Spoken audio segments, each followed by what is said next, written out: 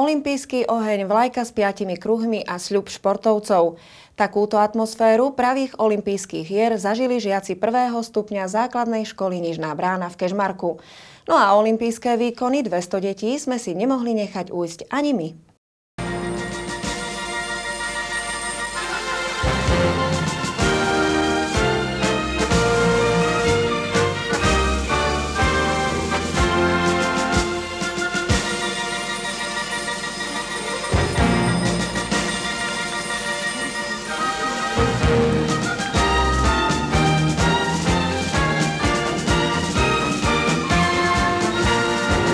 Máme dnes fakt olympijský deň.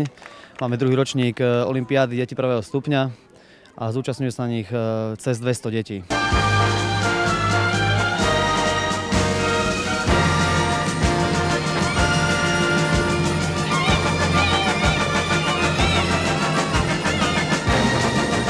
Je dobré, aby deti športovali už v takom útlom veku, aby sme ich naučili sa hýbať, lebo sedia pri počítačoch, pozerajú televízor, učia sa stále, tak tento pohyb im len prospeje. Naša škola sa riadi takýmto duchom, že keď športujeme, tak všetci, takže nebol robený žiadny výber, ale vlastne každý žiak našej školy bude mať možnosť si zašportovať v 4 disciplínach. 50-metrový ako šprint, hod kriketovou loptičkou, skok z miesta a potom beh slalomový.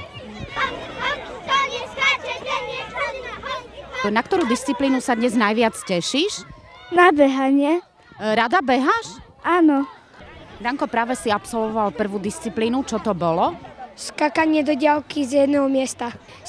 Máme preteky s kamarátmi, takže dosť často beháme okolo stromov alebo tyči. Nie je ti dnes zima? Nie. Športovať by sa malo za každého počasia.